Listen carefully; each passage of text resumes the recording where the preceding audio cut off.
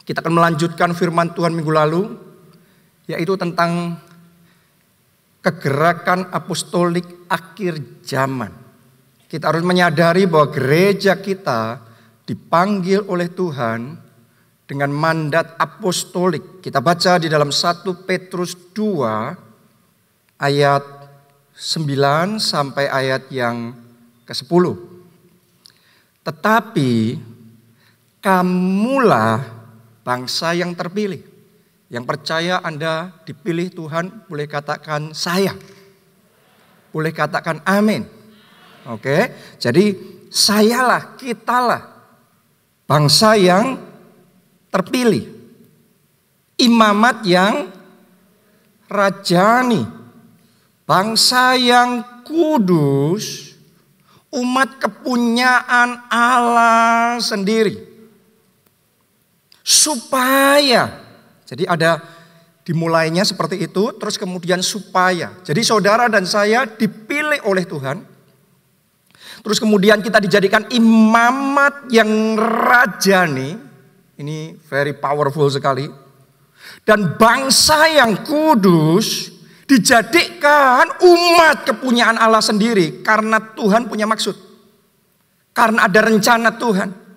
Karena ada panggilan Tuhan, ada tujuan ilahi Tuhan. Apa itu rencana Tuhan? Supaya apa? Kamu memberitakan perbuatan-perbuatan yang besar dari Dia yang telah memanggil kamu keluar dari kegelapan kepada terangnya yang ajaib. Jadi pembacaan ini sampai di situ aja. Jadi saudara dan saya harus memahami inilah mandat apostolik. Yaitu supaya kita memberitakan perbuatan-perbuatan Tuhan yang besar. Supaya kita jadi saksi Kristus. Supaya kita memberitakan Injil. Supaya kita menyelamatkan jiwa-jiwa. Memindahkan mereka dari kegelapan pada terang Allah yang ajaib. Itu adalah mandat apostolik yang Tuhan berikan kepada kita. Jadi saat ini mari kita sadari bahwa saudara diselamatkan untuk menyelamatkan. Saudara dan saya dipulihkan karena Tuhan mau pakai kita memulihkan orang-orang di sekeliling kita. Kita diberkati, saya mau katakan begini, semuanya mau diberkati. Tapi sadarilah maksud Tuhan supaya kita jadi saluran berkat. Sehingga melalui hidup kita seluruh kaum di muka bumi menerima berkat. Kalau hari ini firman Tuhan menguatkan saudara, supaya Anda juga menguatkan orang-orang di sekeliling saudara. Supaya saudara bisa membangun iman kembali. Supaya saudara bisa membangkitkan pengharapan mereka yang sempat pudar.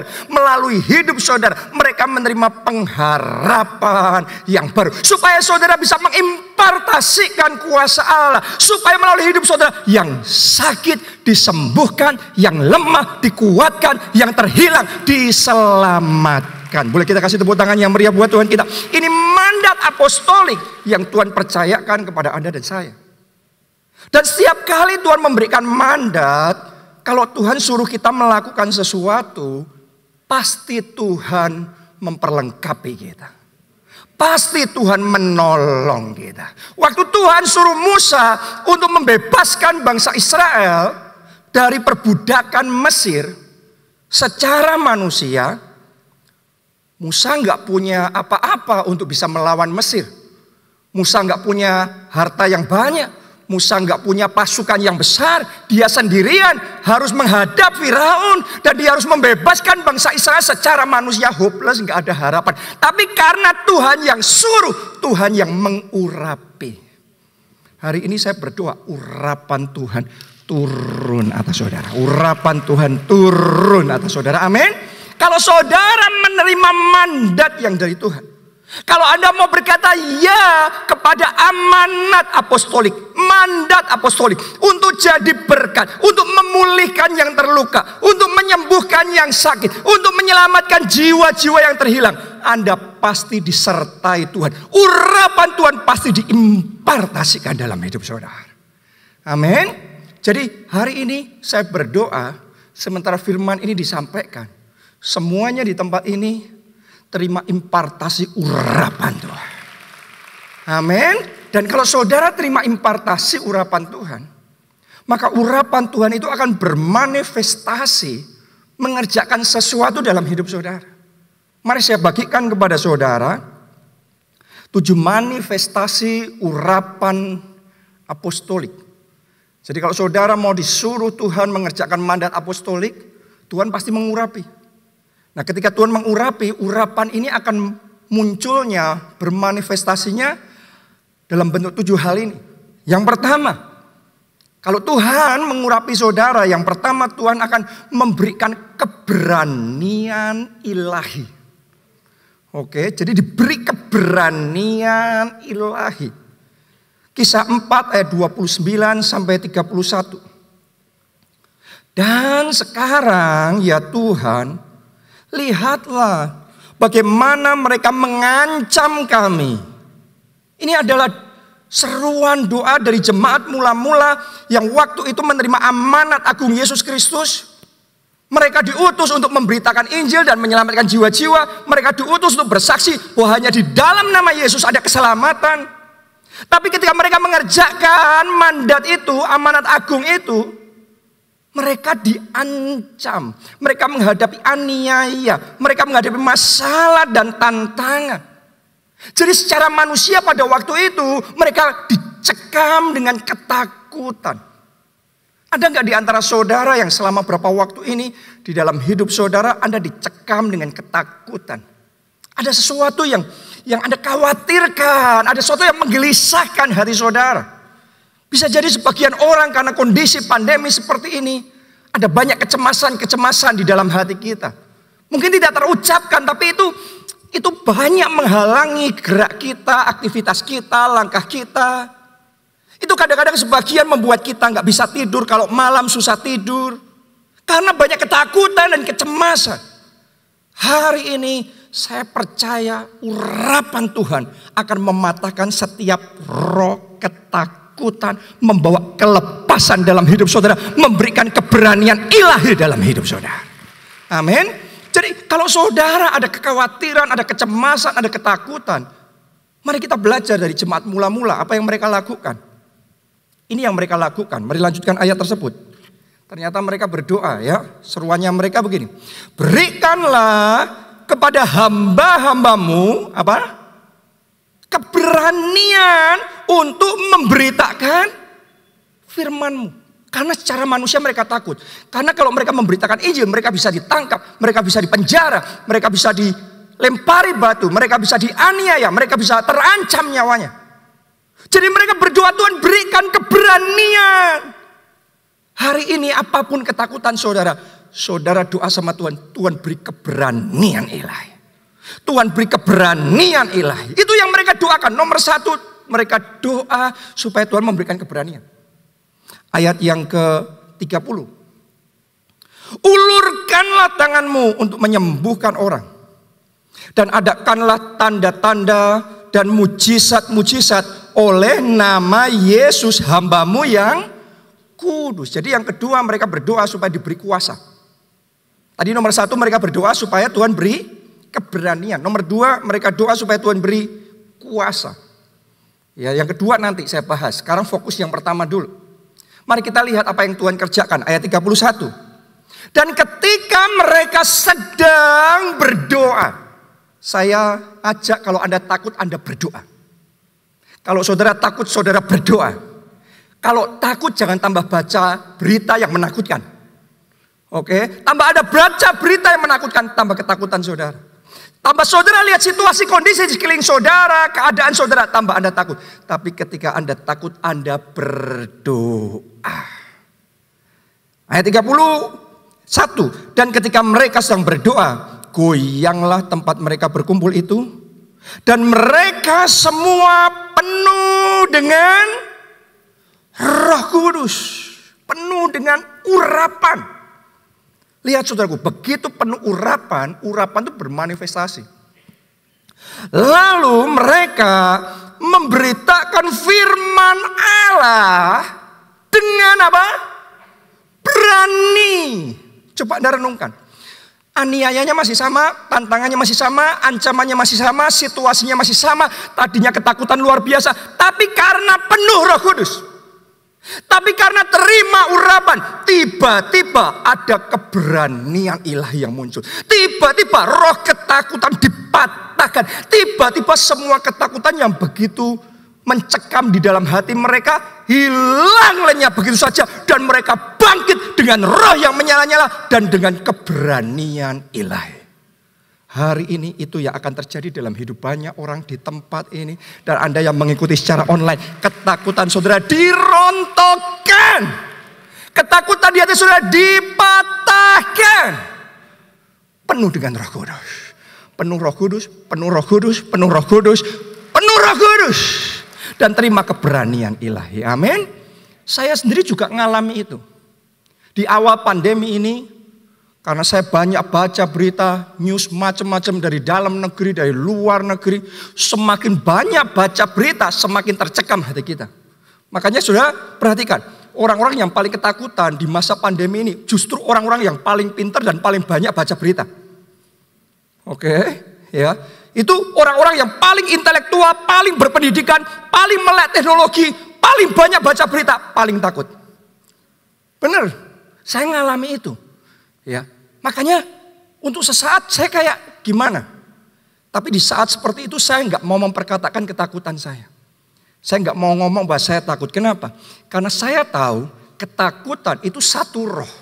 Dan dia semakin diperkatakan, itu kayak ibaratnya arang yang semakin dikipasin, dia akan semakin menyala. Jadi kalau saudara semakin ngomong saya takut, Anda semakin cerita, wah ini menakutkan. Anda semakin banyak share link-link yang menakutkan. Banyak baca berita yang menakutkan. Itu ibaratnya sama dengan kita sedang ngasih makan roh ketakutan. Makanya roh ketakutannya tambah besar. Kenapa? Karena roh itu, karena ketakutan itu roh. Semakin dikasih angin, semakin dikasih makan, dia semakin besar. Karena saya nggak mau ngomong. Itu, dan yang saya lakukan, saya berdoa. Saya baca firman, saya doa, saya baca firman. Saya doa, saya baca firman. Rema mulai Tuhan berikan. Saya mulai isi diri saya dengan firman Tuhan. Karena iman timbul dari pendengaran, dan pendengaran akan firman Allah. Semakin banyak firman yang masuk, semakin bangkit saya di dalam roh saya. Roh semakin iman bangkit di dalam hati saya, semakin iman bangkit di dalam roh saya. Dan sementara saya mulai semakin banyak berdoa, saya mengalami kepenuhan Roh Kudus. Dan ketika kepenuhan Roh Kudus saya terima, itu benar-benar ajaib. Saya nggak bisa jelaskan gimana mekanismenya, tapi begitu kita kepenuhan Roh Kudus, sampai di satu titik roh ketakutan nggak bisa tahan, rontok dia. Tiba-tiba hilang ketakutannya. Tiba-tiba saya bangkit dengan kekuatan, bangkit dengan keberanian ilahi yang tidak masuk akal. Itu Pak Obaja tahu, itu Bu Obaja tahu, itu istri saya, Pastor Nita juga tahu. Karena selama beberapa waktu dulu saya ceritanya, wah cerita yang menakutkan saudaraku. Tapi sampai di satu titik tertentu, kayaknya hilang begitu saja. Omongan saya langsung berubah begitu saja. Aktivitas saya langsung berubah begitu saja. Dan saya tahu ada penyertaan Tuhan yang nyata. Jadi hari ini saya berdoa semua ketakutan di hati saudara lenyap saat ini. Penuhlah dengan Roh Kudus. Penuhlah dengan urapan Allah. Dan keberanian ilahi dibangkitkan dalam hati saudara. Begitu Anda berani, Anda mulai ngomongnya berbeda. Tuhan berikan keberanian ilahi supaya diimpartasikan juga sama keluarga saudara dan orang-orang di sekeliling saudara. Supaya melalui hidup saudara, mereka yang dicekam dengan ketakutan, mereka bisa mengalami kelepasan. Mereka juga bisa bangkit dalam iman. Mereka bisa mempunyai keberanian ilahi melalui hidup saudara. Jadi itu yang pertama. Saya berdoa Tuhan berikan keberanian ilahi untuk saudara bersaksi. Keberanian ilahi untuk saudara memberitakan Injil. Keberanian ilahi untuk saudara jadi berkat, untuk ngomong cerita tentang Yesus. Keberanian ilahi untuk berdoa bagi orang-orang yang membutuhkan di sekeliling saudara. Untuk membagikan firman Allah bagi orang-orang yang sedang depresi, sedang stres. Kita harus tahu di sekeliling kita banyak orang stres, banyak orang sedang depresi dan frustasi dengan situasi ini. Tapi Tuhan pilih saudara untuk membawa terang bagi bangsa ini, terang bagi keluarga saudara, terang bagi teman-teman di sekeliling saudara. Bangkitlah, menjadi teranglah, terangmu datang, kemuliaan Tuhan terbit atasmu. Amin. Itu yang pertama, keberanian ilahi. Yang kedua, manifestasi urapan yang kedua adalah kuasa ilahi. Jadi bukan cuma dikasih keberanian. Ketika Tuhan mengurapi kita, Tuhan juga mengimpartasikan kuasa ilahi kepada kita. Ya, itu yang dialami oleh jemaat mula-mula. Tadi yang pertama mereka berdoa supaya Tuhan beri apa? Keberanian. Tapi yang kedua mereka berdoa supaya Tuhan beri kuasa. Jadi hari ini saudara semua yang ada di tempat ini terima urapan.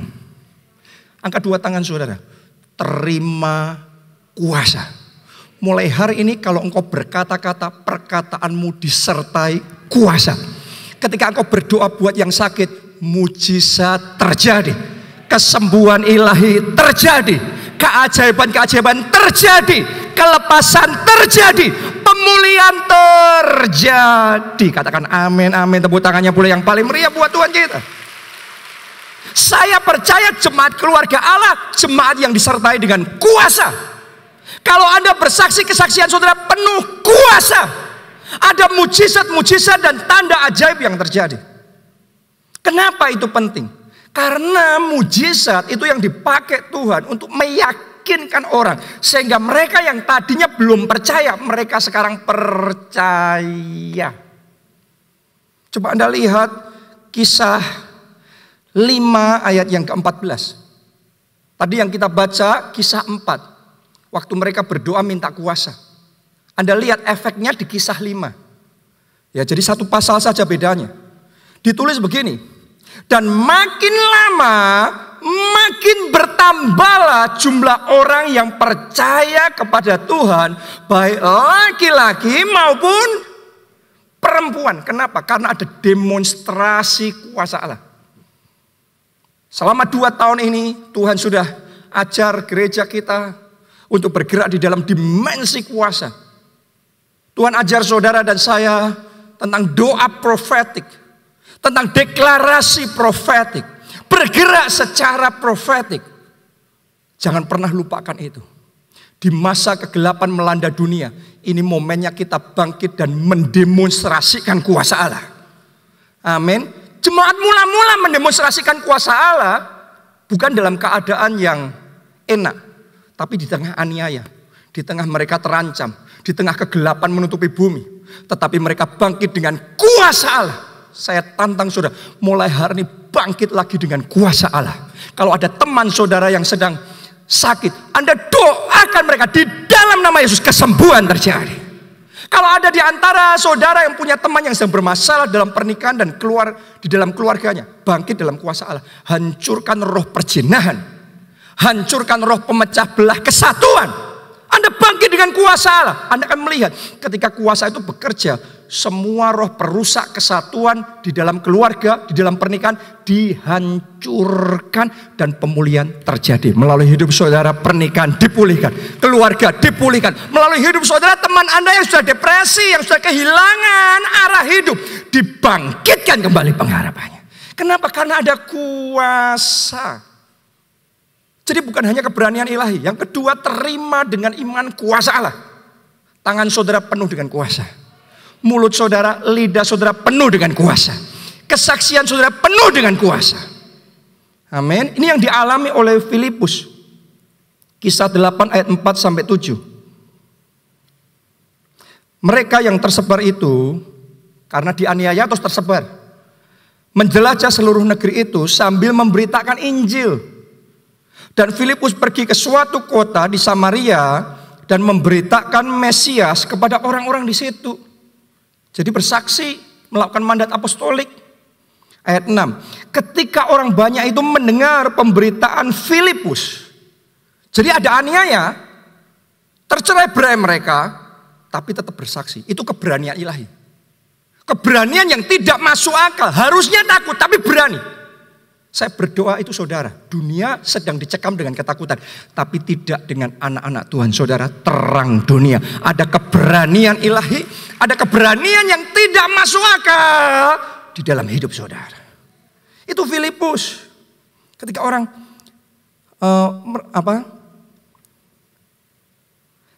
ayat yang ke-6, ketika orang banyak itu mendengar pemberitaan Filipus. Dan melihat apa? Tanda-tanda yang diadakannya. Jadi bukan cuma berani bersaksi, tapi ada tanda-tanda. Ada kuasa Allah. Ada keajaiban yang dinyatakan. Mari sudah lihat, kenapa kok Tuhan itu suka melakukan mujizat? Kenapa kok Tuhan itu mau menyertai saudara dan saya dengan demonstrasi kuasa Allah? Yang lumpuh berjalan, yang buta melihat, yang tuli mendengar, yang kanker disembuhkan. Termasuk yang positif corona pun disembuhkan. Yes, kenapa tidak? Kuasa Allah tidak terbatas. Dia tetap Jehovah Rafa, Allah yang menyembuhkan. Dan semua yang punya nama harus takluk di bawah nama Yesus. Amin. Haleluya. Mari lihat saudaraku, apa yang terjadi. Mereka semua dengan bulat hati menerima apa yang diberitakannya itu. Jadi kalau saudara bersaksi dan engkau disertai kuasa Allah, itu terobosannya besar. Mujizat itu dipakai Tuhan untuk membawa pertobatan yang besar. Orang-orang yang tadinya susah percaya, kalau nggak melihat nggak percaya. Tapi karena ada demonstrasi kuasa Allah dinyatakan melalui hidup saudara, maka pertobatan yang tadinya dipikir nggak mungkin terjadi. Akan terjadi di keluarga saudara, orang-orang yang paling tidak mungkin bertobat. Dijamah Tuhan, bertekuk lutut karena melihat kuasa Allah dinyatakan melalui hidup saudara. Teman-teman saudara yang paling keras hati, paling menentang saudara dan paling mengejek kekristenan, akan bertekuk lutut dan mengaku Yesus Kristus adalah Tuhan dan Juru Selamat. Karena kuasa Allah didemonstrasikan melalui hidup saudara. Jadi bergerak dalam kuasa, bergerak di dalam mujizat. Anda akan melihat bagaimana pertobatan itu terjadi secara ajaib. Amin. Yang ketiga, kalau Anda terima urapan dari Tuhan, manifestasi urapan yang ketiga, ada pertolongan ilahi. Oke, ya, kita baca Kisah Para Rasul 26 ayat yang ke-21. Kita mulai ayat yang ke-21. Karena itulah orang-orang Yahudi menangkap aku di bait Allah dan mencoba membunuh aku. Ini perkataan Rasul Paulus. Dia bersaksi, dia memberitakan Injil. Terus kemudian di dalam pelayanannya ada kuasa, ada mujizat yang terjadi. Tapi tetap dari pihak kegelapan itu merintangi. Bahkan mencoba untuk apa? Membunuh. Mencoba untuk menghentikan. Tetap ada ancaman. Nah, mari kita lihat ayat berikutnya. Tetapi, wow, saya percaya ada tetapi itu dalam hidup saudara. Tetapi oleh pertolongan Allah, aku dapat hidup sampai sekarang. Wow. Jadi Paulus ngomong dalam hidupnya ada pertolongan ilahi. Harusnya mati, tapi karena ada pertolongan ilahi, dia tetap hidup. Terjadi itu berulang kali dalam hidup Rasul Paulus. Dia mengalami kapal karam, harusnya mati. Tapi karena ditolong, dia selamat. Dia dilempari batu sampai mati, dia dipukuli. Sampai orang yang memukuli ngelihat, wah ini sudah mati ini. Terus ditinggal. Tapi oleh pertolongan ilahi, ya tiba-tiba beberapa jam kemudian, dia bangkit berdiri kayak nggak ngapa-ngapain, sehat begitu saja. Ada pertolongan ilahi. Paulus di penjara, tapi oleh pertolongan ilahi dia mengalami kelepasan. Jadi karena ada pertolongan ilahi, dia diluputkan, dia diselamatkan. Saya mau ngomong sama saudara, kalau Anda terima urapan Tuhan dalam hidup saudara, Anda akan menikmati pertolongan ilahi. Harusnya anakmu celaka, tapi karena engkau mengerjakan mandat apostolik, engkau dipakai Tuhan jadi saksi. Ada pertolongan ilahi Tuhan atas keluarga saudara. Ada pertolongan ilahi saudara Tuhan atas kehidupan saudara. Jadi kalau saudara dipakai oleh Tuhan, jadi alat Tuhan, selama Tuhan bisa pakai hidup kita, selama Tuhan berkenan memakai kita, dan waktu kita masih ada, Tuhan belum mau memanggil kita. Saya mau ngomong, mau bahaya apapun, mau penyakit apapun, mau ancaman apapun, tidak diizinkan mencelakakan kita. Ada pertolongan ilahi Tuhan yang nyata di dalam kehidupan kita. Jadi hari ini jangan takut dengan resesi ekonomi, dengan krisis. Secara manusia banyak orang sedang ketakutan luar biasa. Tapi saudara dan saya tegakkan kepala saudara. Hadapi dengan iman. Kenapa? Bukan karena kita sombong. Tapi karena kita tahu ada tangan yang tak terlihat oleh mata. Tapi siap bekerja untuk menolong hidup kita. Untuk menyelamatkan kita. Untuk meluputkan kita. Sehingga saudara dan saya terpelihara hidup kita. Itu yang ketiga. Yang keempat, kalau Anda terima urapan Tuhan, Anda akan hidup, Anda akan menikmati tuntunan ilahi dari Tuhan. Ini yang dialami Rasul Paulus. Dalam pelayanannya, karena dia mengerjakan pekerjaan Tuhan, dia mengerjakan mandat yang Tuhan berikan, Tuhan tidak biarkan saja. Tapi Tuhan berikan kepekaan ilahi yang lebih, sehingga dia bisa menangkap sinyal-sinyal tuntunan ilahi dari Tuhan. Dia ngerti apa yang harus dia katakan. Dia ngerti di daerah itu apa yang harus dia lakukan. Dia ngerti, saudaraku, ya kemana dia harus melangkah. Suatu kali dia sedang berencana, Rasul Paulus punya rencana untuk memberitakan Injil di daerah Bitinia. Tapi dia mau masuk terus ke sana, gak bisa terus, gak tembus terus. Ya mungkin dia berdoa, mungkin dia berjuang, mungkin dia berusaha. Tapi tiba-tiba malam itu Tuhan ngasih penglihatan. Dalam mimpinya dia dapat penglihatan. Ada orang Makedonia yang melambek-lambekkan tangan, memanggil minta tolong sama Rasul Paulus. Ketika dia bangun, dia menyadari dan dia ngambil kesimpulan. Ini Tuhan sengaja mengizinkan pintu ke Bitinia ditutup supaya kami memberitakan Injil di Makedonia. Dan di situ dia melangkah, dia pindah, dia rubah perjalanannya. Dia pergi ke Makedonia, dia beritakan Injil di Makedonia. Anda tahu gak, Makedonia sekarang kita sebut benua Eropa, satu daerah di benua Eropa. Jadi dimulai dari penglihatan tuntunan ilahi itu, Paulus mulai berangkat dan memberitakan Injil di benua Eropa. Dalam beberapa waktu saja, satu benua ditaklukkan, bertobat, terima Yesus sebagai Tuhan dan Juru Selamat. Breakthrough-nya besar. Kalau Anda melangkah dengan pikiran saudara sendiri mungkin hebat. Tapi kalau saudara melangkah dengan tuntunan ilahi dari Tuhan yang tidak terpikirkan oleh pikiran kita, yang skalanya jauh melampaui kemampuan kita, itu Tuhan nyatakan. Dalam bisnis juga sama, dalam pekerjaan juga sama, dalam keuangan juga sama. Kita manusia mereka-rekakan jalan kita, kita manusia merencanakan yang kita mau lakukan. Saudara dan saya belajar, kita ngerti, oh kita harusnya begini, begitu, dan lain sebagainya. Kita lakukan bagian kita. Tapi lebih dari semuanya itu belajar seperti Rasul Paulus, peka terhadap tuntunan Tuhan. Karena rencana kita terbatas. Kalau kita ngomong setahun yang lalu, siapa yang akan nyangka 2020 pandemi melanda dunia. Itu mau orang sepinter apapun di dunia, ya, mau ahli seperti apapun, rencananya salah semua. Anda mau belajar dari motivator terhebat di dunia, dari perusahaan terhebat di dunia, ya mereka buat rencana tahun 2020, keliru semua. Saya mau ngomong sama saudara, manusia terbatas, tapi Tuhan yang kita sembah tidak terbatas. Bahkan di masa krisis ini, kalau saudara ngikuti tuntunan ilahi dari Tuhan, dunia boleh krisis, dunia boleh dalam kegelapan, tapi Anda dan saya ada terang. Kemuliaan Tuhan, ada berkat Tuhan, ada penyertaan Tuhan, ada breakthrough yang besar yang akan terjadi di dalam hidup kita. Jadi saudara kerjakan mandat ilahi. Ngomong sama Tuhan, pakai aku jadi saksimu, pakai aku jadi alatmu.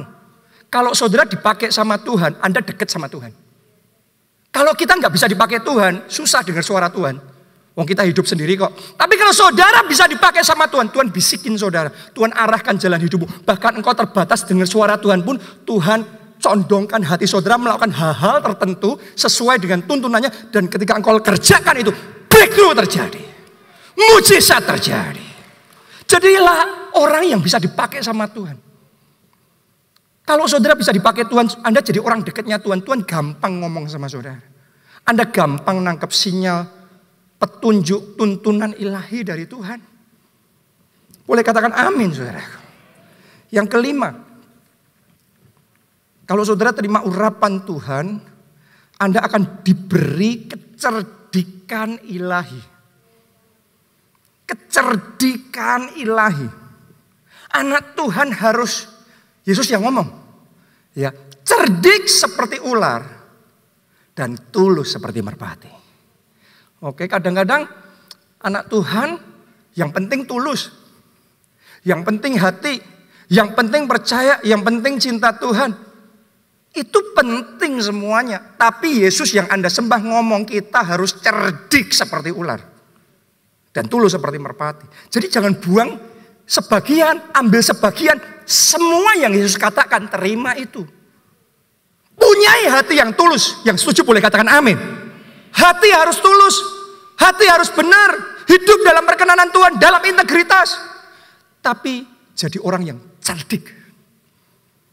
Dan saudara akan terima kecerdikan ilahi kalau saudara terima urapan Tuhan. Waktu Paulus memberikan hidupnya untuk mengerjakan mandat apostolik ini, untuk belajar firman Tuhan, untuk taat sama rencana Tuhan, Tuhan berikan kecerdikan ilahi yang begitu rupa. Sampai 2/3 dari kitab perjanjian baru, dia yang tulis. Dia bukan cuma nulis 2/3 kitab perjanjian baru, tapi dia yang memimpin pergerakan gereja lebih dahsyat dibandingkan rasul-rasul yang lain. Dia yang membangun gereja-gereja di seluruh dunia.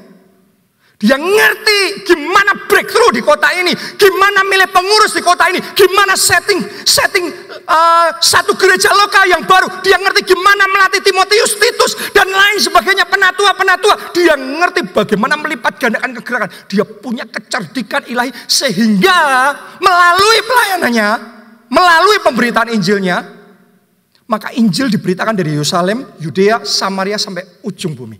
Anda dan saya bisa ada di tempat ini. Kita ini bagian dari buah-buah pemberitaan Injil Rasul Paulus. Kenapa? Kecerdikannya luar biasa.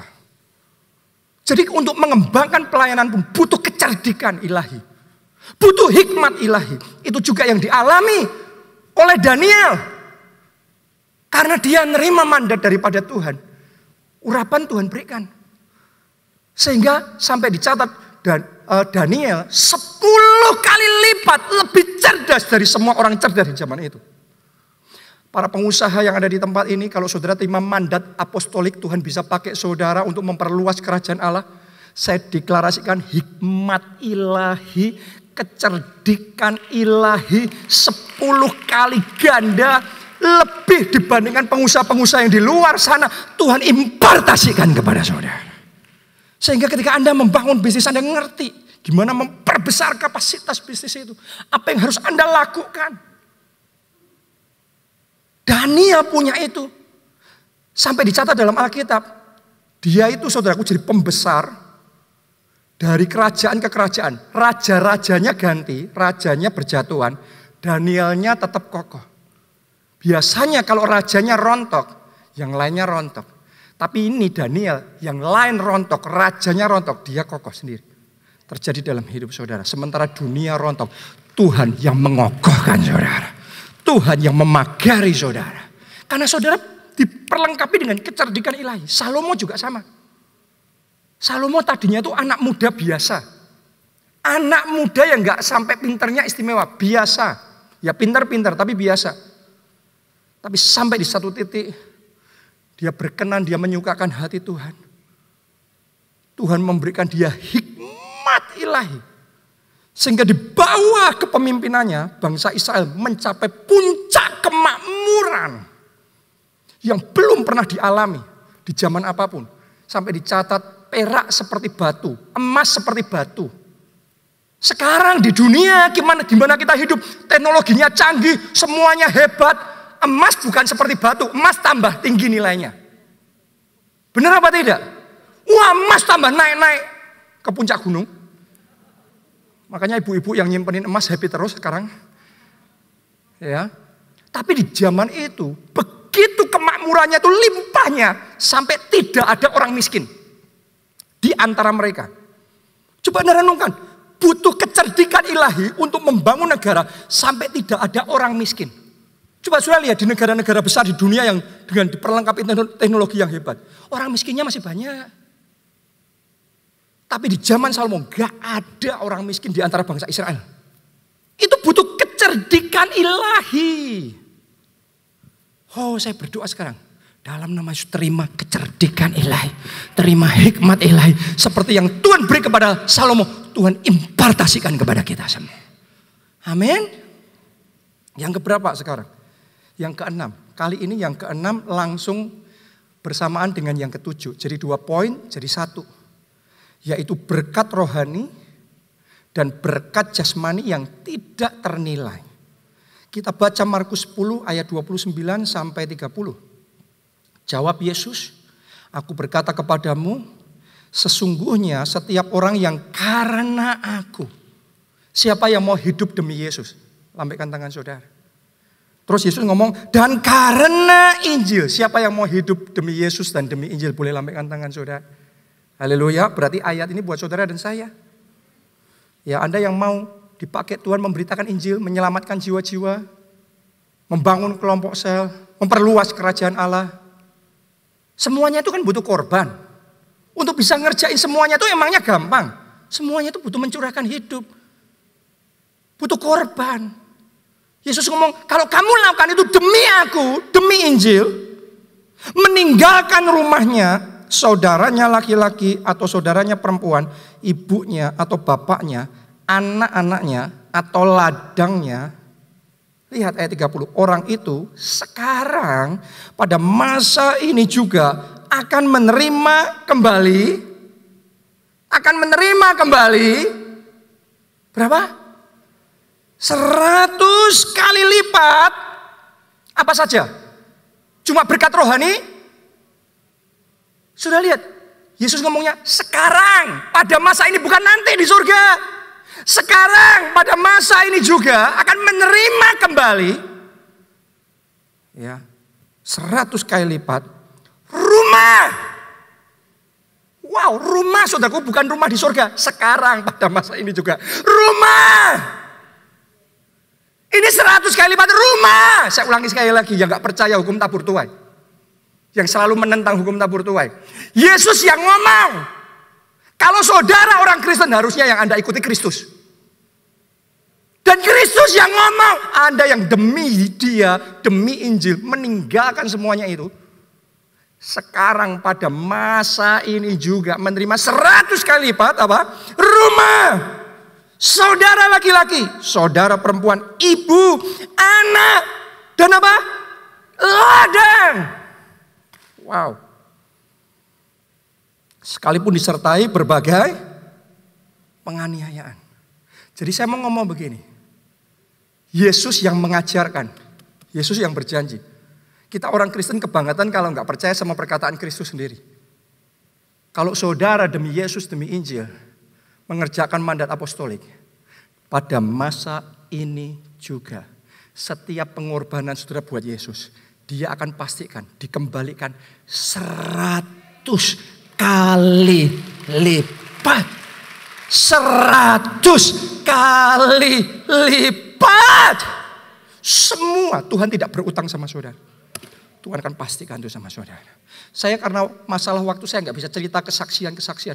Tapi sepanjang minggu ini aja saya terima begitu banyak jemaat yang bersaksi. Sementara di dalam kegelapan krisis seperti ini.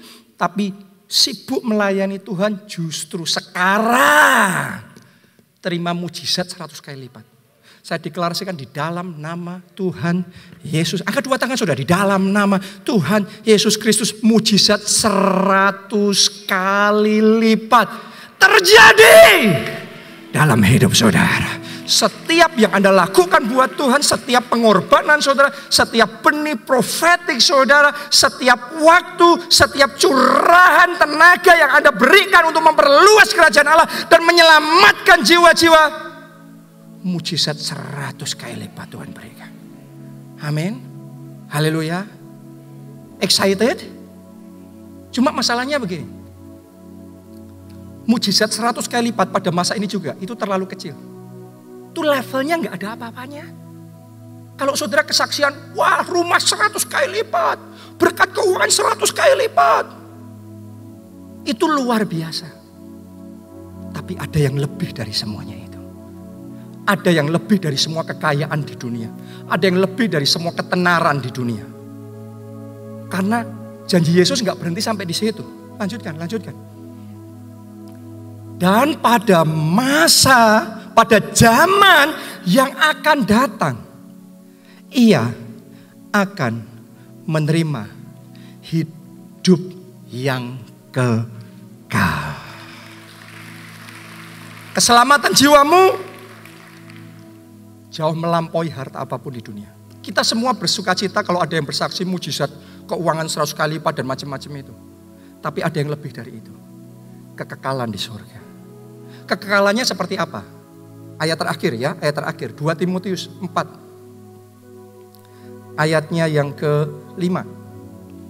Tetapi kuasailah dirimu dalam segala hal. Sabarlah menderita. Kalau memberitakan Injil itu sabar saudara. Ngalami aniaya, dicemooh, disalah mengerti. Yesus ngomong sabarlah menderita.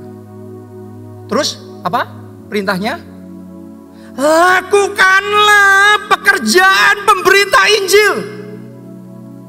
Dan tunaikanlah tugas pelayananmu. Jadi buat saudara yang merasa beritakan Injil itu urusan pendeta, bersaksi itu urusan Pak Obaja, Pak Jonathan, saya mau ngomong sama saudara. Yesus ngomong, firman Tuhan berkata, lakukanlah pekerjaan pemberita Injil dan tunaikanlah tugas pelayananmu. Kenapa? Baca ayat yang ke-8. Lihat nih Paulus ngomong begini. Setelah dia melakukan semuanya itu. Sekarang telah tersedia bagiku mahkota kebenaran yang akan dikaruniakan kepadaku oleh Tuhan Hakim yang adil pada harinya. Wow. Lebih berharga dari harta apapun di dunia, lebih berharga dari kesenangan apapun yang kita nikmati di dunia ini. Ada satu hal, kalau saudara tiba waktunya pulang ke rumah Bapa, Yesus yang mengenakan mahkota kebenaran di atas kepala saudara. Anda kalau bangga dengan jabatan tinggi di dunia, good. Saya nggak ngomong jelek. Anda senang dengan berkat kekayaan, good. Tapi itu semua kecil. Yesus ngomong 100 kali lipat, kecil. Dibandingkan mahkota kebenaran. Tapi saya mau ngomong sama saudara, kadang-kadang dalam hidup kita ada yang menghalangi prinsip-prinsip hidup kita. Sebagian orang tuh punya prinsip hidup tuh yang penting sukses. Makanya cari uang, cuan. Siapa mau diberkati dengan keuangan yang melimpah? Saya juga mau, gak salah. Tapi jangan jadikan itu yang utama. Sebagian orang punya prinsip dalam hidupnya yang penting hidup itu sehat. Apalagi di masa pandemi kayak gini. Udah, gak cari duit gak apa-apa. Ini bukan masa cari duit. Yang penting sehat, pokok semuanya sehat. Good. Siapa mau sehat? Angkat tangan saudara. Bagus. Tapi jangan jadikan itu yang utama. Ada orang yang punya prinsip dalam hidup yang penting happy. Gak kaya, gak apa-apa. Ya. Yang penting apa? Happy. Jadi pokok hidupnya maunya happy, maunya menikmati. Siapa yang mau happy dalam hidup ini? Lambaikan tangan saudara. Good. Tapi bukan itu yang utama. Karena kenapa kok saya ngomong begitu? Karena kalau itu yang utama, Paulus nggak memberitakan Injil. Karena untuk memberitakan Injil banyak korbannya. Karena kalau yang penting uang, yang penting sukses, yang penting sehat, Yesus nggak mati buat kita di kayu salib. Nggak serahkan tubuhnya dan darahnya. Dan hari ini kita tetap dalam kegelapan, hari ini kita tetap binasa. Coba saudara lihat perkataan Rasul Paulus. Dia ngomong, karena bagiku, aku nggak tahu bagimu, tapi bagiku. Paulus ngomong gini, hidup adalah Kristus dan mati adalah keuntungan. Tuhan Yesus juga punya prinsip hidup. Makananku ialah mengerjakan kehendak Dia yang mengutus aku. Benar, kita mau happy, kita mau sehat, kita mau sukses. Tapi satu yang saudara harus kejar lebih dari segala-galanya. Perkenanan Tuhan. Penggenapan rencana Tuhan dalam hidup kita. Melalui hidup kita, rencana Tuhan tergenapi. Itu sebabnya baik Paulus maupun Tuhan Yesus menikmati urapan yang begitu luar biasa dalam hidupnya. Lebih dari orang-orang yang lain. Waktu saya renungkan ini saudaraku, saya tanya sama diri saya sendiri. Apa yang saya mau dalam hidup saya? Saya tanya sama diri saya sendiri, saya evaluasi. Dan saya jujur ngomong sama saudara dari tadi. Saya mau sukses. Saya mau sehat dong, benar nggak? Saya mau menikmati dong, happy dalam hidup ini. Tapi saya sadar lebih dari segalanya. Dalam hidupku satu Tuhan. Aku mau hidup bagi Kristus. Aku tahu hidup ini adalah kesempatan untuk menyenangkan hati Tuhan, untuk menggenapi rencana Tuhan dalam hidupku, untuk memperluas kerajaan Allah. Itu love God with passion.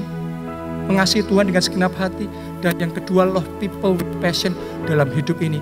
Kesempatan jadi berkat. Kesempatan menguatkan orang lain. Kesempatan menyelamatkan jiwa yang terhilang. Kesempatan untuk bisa jadi berkat buat orang-orang miskin, orang-orang yang membutuhkan. Saya berdoa dalam hidup saya. Dua hal itu jadi hal yang menyukakan hati Tuhan.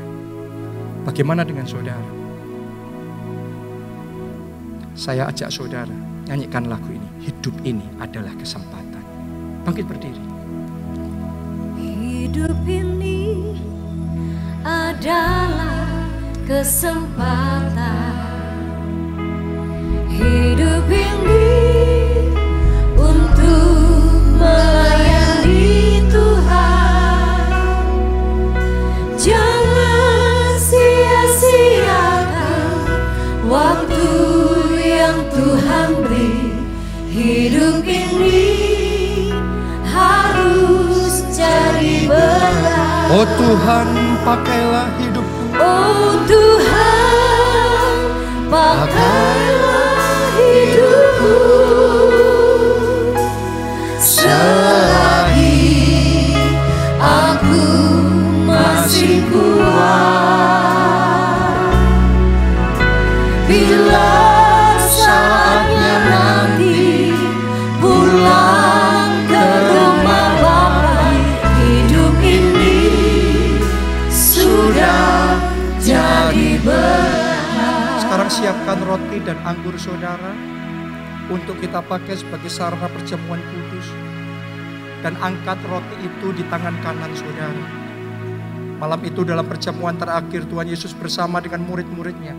Ia mengangkat roti serta berkata, inilah tubuhku yang dipecahkan bagi kamu sekalian. Perbuatlah ini setiap kali kamu mengingat aku. Apakah Anda percaya yang kita angkat? Inilah tubuh Kristus. Amin. Yang percaya dengan iman terima itu di dalam nama Tuhan Yesus.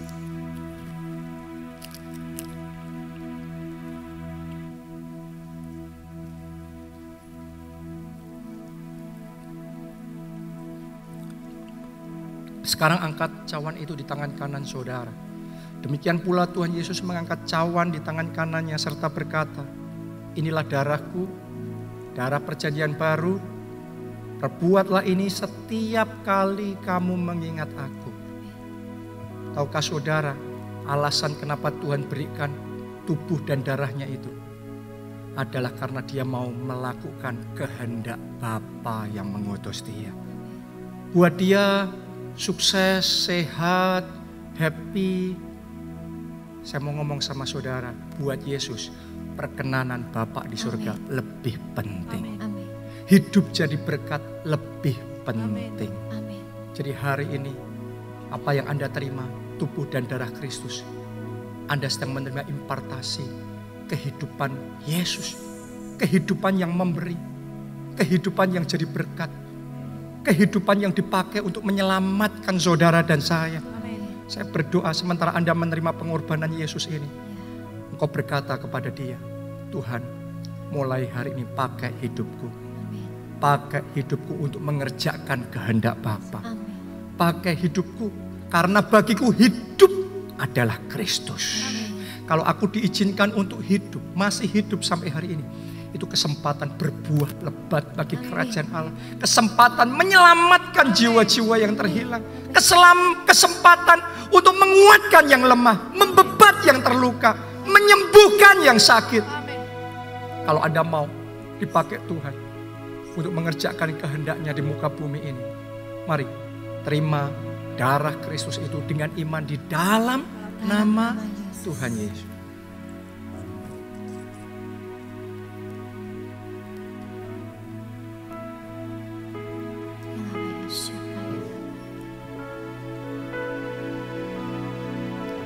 Kalau sudah letakkan itu, letakkan cawan itu. Sekarang angkat dua tangan saudara. Semuanya katakan, pakai aku Tuhan. Pakai hidupku ini Tuhan. Pakai aku Tuhan. Kesempatan yang Kau berikan ini. Pakai aku.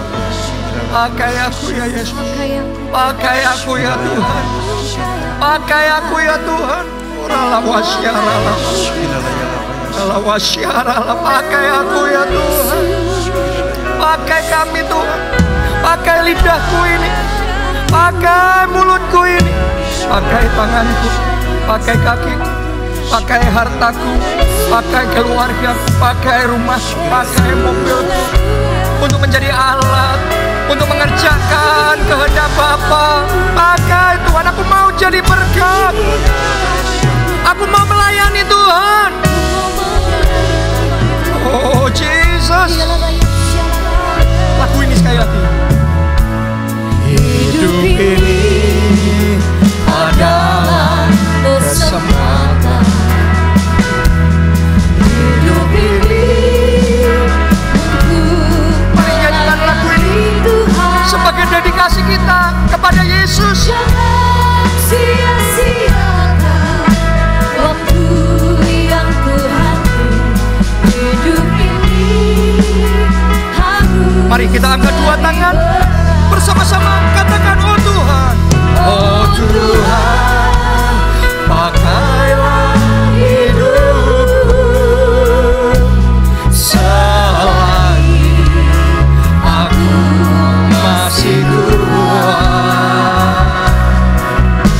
Bila saatnya nanti pulang ke rumah Bapa, hidup ini sudah